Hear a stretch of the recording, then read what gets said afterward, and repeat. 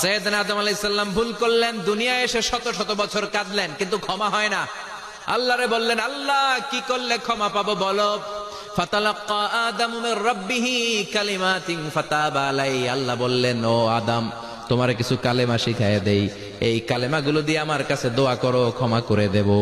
আল্লাহ শিখায় দিলেন, ও আদম, দুই হাত তুলে চোখের পানি ছেড়ে আমার কাছে পড়ো, রব্বানা। পড়েন, রব্বানা যালামনা আনফুসানা ওয়া ইল্লাম তাগফির লানা ওয়া তারহামনা লানাকুনান্না মিনাল খাসিরিন। এটা শিখাই দিয়েছিল আল্লাহ।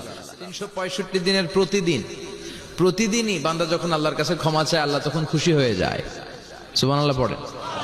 আর শয়তান নারাজ হয়ে যায়। আমাদের মিশন হচ্ছে আমরা আল্লাহরে খুশি করতে চাই, আর শয়তানের বিরুদ্ধে আমাদের অবস্থান। চিল্লায় বলেন ঠিক কিনা? এজন্য সব সময় প্রশংসা করব কার? শুকরগুজার হব আল্লাহর জন্য, ঠিক কিনা? বিশ্বনবী দোয়ায় বলতেন, আল্লাহুম্মা জাআলনি সাবুরা ওয়াজআলনি শাকুরা ওয়াজআলনি ফি আইনি সাগীরা ওয়া ফি আয়ুনিন নাসি কাবীরা। ও আল্লাহ, আপনি আমারে ধৈর্যশীল বানান, আপনি আমারে শুকরগুজার বান্দা বানান, আমার চোখে আমারে আপনি ছোট বানান, মানুষের চোখে আপনি আমারে বড় বানান।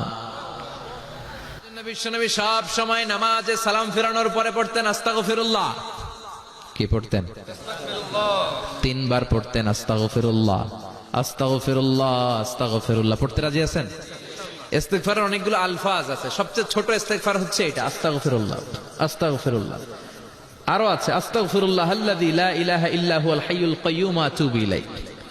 বিশ্বনবী বলেন, এই ইস্তিগফারটা যদি কেউ পড়ে, আত-তাওয়াল্লি মিন ইয়াউমিজ যাহাফ, যুদ্ধের ময়দান থেকে পালিয়ে আসা কবিরা গুনাহ। কি গুনাহ? কাফেরদের সাথে যুদ্ধ। আমি তাগড়া যুবক, তলোয়ার নিয়ে নেমেছি, আমার দেহের এক ফোঁটা রক্ত থাকা পর্যন্ত আমি যুদ্ধ চালিয়ে যাব, আমি ফিরে আসতে পারবো না। আইনটা কার? ফিরে আসলে কবিরা গুনাহ।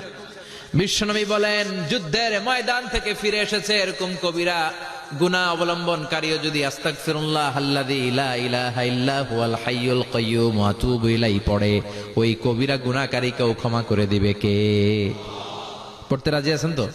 বিশ্বনবী বলেন, মান লাজিমাল ইস্তিগফার জাআলাল্লাহু লাহু মিন কুল্লি দিকিন মাখরাজা। সব সময় ইস্তিগফারের সাথে যে লেগে থাকবে, রব্বুল আলামিন তারে 5টা জিনিস দিবে। কয়টা? কথা কন আরো জোরে, সবাই বলেন কয়টা? নাম্বার 1, জাআলাল্লাহু লাহু মিন কুল্লি দিকিন মাখরাজা। বিপদে পড়লে বিপদ থেকে উদ্ধার করবে কে? আমাদের তো কোনো বিপদ নাই না? আছে? কত বিপদ। হ্যাঁ, রাস্তাঘাটে দুর্ঘটনা হতে পারে, যে কোনো সময় ভূমিকম্পে পড়তে পারি, বজ্রপাত পড়তে পারে না, ঠেড়া পয়রা মানুষ নাই, আছে না নাই? এই বিপদ আপদ থেকে আপনারা রক্ষা করবে কে? যদি আপনি ইস্তিগফারের সাথে আঠার মতো লেগে থাকেন। কিসের সাথে? কথা বলেন। ইস্তিগফারের সাথে লেগে থাকতে পারলে 1 নাম্বার হচ্ছে বিপদে পড়লে আপনারে মুক্ত করে দিবে কে? 2 নাম্বার, ওয়ামিন কুল্লি হাম্মিন ফারাজা, যে কোনো ধরনের টেনশন, হাইপার টেনশন থেকে বাঁচায় দিবে কে? আমাদের তো টেনশন মেনশন নাই না? আছে? লাইফ নিয়ে টেনশন, বাঁচার টেনশন, মরার টেনশন, ক্যারিয়ারের টেনশন, বাড়ির ভাড়া, গ্যাস বিল, বিদ্যুৎ বিল, ছেলে মেয়েদের লেখাপড়া, কত টেনশন। এই সব টেনশন থেকে আপনারে মুক্ত করে দিবে কে? 3 নম্বরে, ওয়ারযুকহু মিন হাইসু লা ইয়াহতাসিব, এমন জায়গা থেকে আল্লাহ আপনার রিজিকের ব্যবস্থা করবে আপনি কল্পনাই করতে পারবেন না। সুবহানাল্লাহ পড়েন। 4 নম্বরে, সব সময় ইস্তিগফার যদি পড়া হয়, আল্লাহর কোনো আযাব ওই বান্দার উপরে আসে না। ওমা কানাল্লাহু মুআযযিবাহুম ওয়া হুম ইস্তাগফিরুন।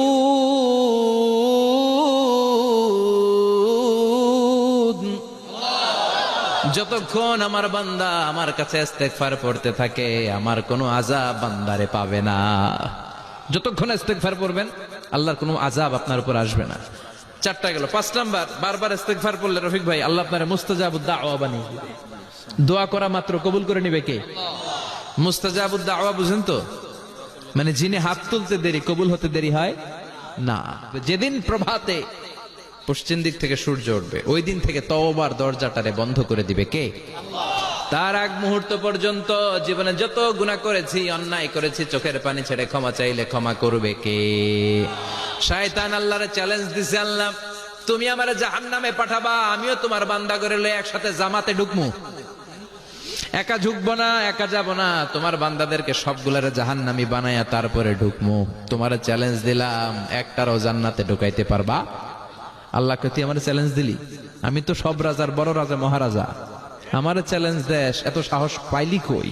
তুই আজীবন ওয়াসওয়াসা দিয়ে পাপ কাজ করাবি, একদিন তাফসীর মাহফিলে এসে আমার বান্দা ক্ষমা চাবে, আমি মাফ করে দেবো, তুই কি করবি?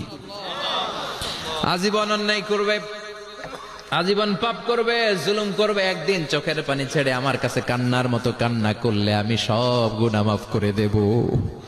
এজন্য আল্লাহ বললেন, ইয়া আইয়ুহাল্লাযীনা আমানু তুবু ইলাল্লাহি তাওবাতান নাসুহা।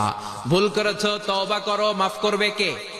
সাইয়েদনা আদম আলাইহিস সালাম ভুল করলেন, দুনিয়ায় এসে শত শত বছর কাঁদলেন, কিন্তু ক্ষমা হয় না। আল্লাহরে বললেন, আল্লাহ কি করলে ক্ষমা পাবো বলো?